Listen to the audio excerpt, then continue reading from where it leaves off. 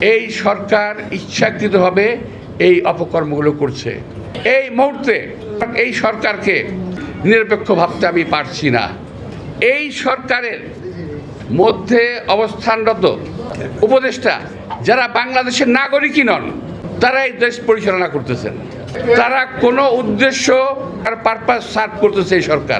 এই সরকার কোনো পরিস্থিতিতেই গণবান্ধব কিংবা দেশপ্রেমিক সরকার নয়। তারা আসলে দেশ এবং জাতির শত্রু।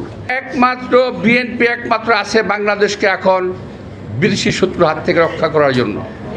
বিএনপিকে রাখা যাবে না। এই যে বিএনপি নিধন আন্দোলন শুরু হয়েছে, তারই একটি বিষয় হলো এইটা। আমি জানি যে আমার এই বক্তব্যের পরে অনেক আলোচনা হবে, অনেক সমালোচনা হবে, হতে পারে। এটা জেনেই আমি আজকের বক্তব্য এত চিন্তা করে আমি কখনো বক্তব্য দিই না। আজকের বক্তব্যে আমি চিন্তা ভাবনা করিয়ে দিয়েছি।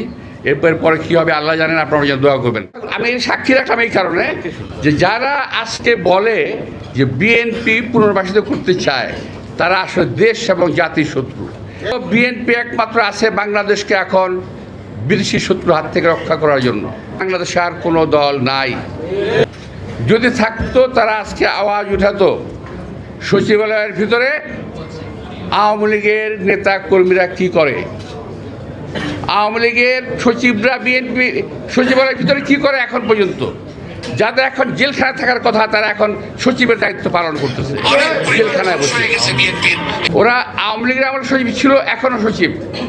অথচ আমাদের সময় যারা সচিব ছিল, যারা এখন রিটায়ারমেন্টে যায় নাই, তাদের সব বাতিল করে দিচ্ছে। বিএনপিকে রাখা যাবে না।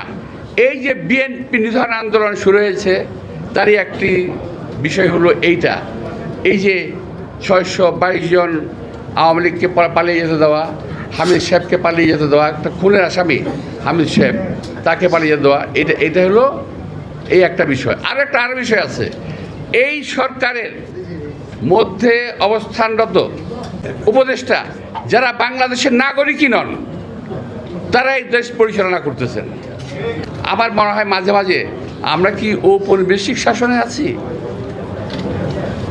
আমার মনে হয় যে আমরা দেশের মানুষের শাসনে নাই, আমরা ঔপনিবেশিক শোষণে আমরা আছি।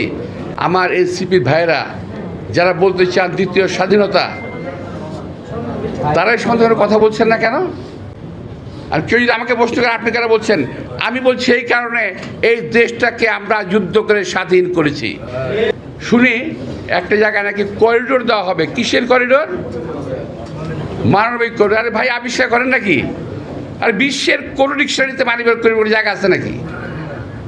কোনো ডিকশনারিতে মানবিক করিডোর বলে কোনো শব্দ আছে? আবিষ্কার করেন এক এক শব্দ, যখন যেই শব্দ প্রয়োজন সেটা আবিষ্কার করেন। বাংলাদেশের অভ্যন্তরের কোনো করিডোর কিংবা প্যাসেজ দেওয়ার কোনো সুযোগ নাই জনগণের মতামত ছাড়া। ঠিক, জনগণের ভোটের মাধ্যমে নির্বাচিত সরকার সিদ্ধান্ত নেবে তারা কি করবে। এই সরকার এই মুহূর্তে নিরপেক্ষ ভাবতে আমি পারছি না।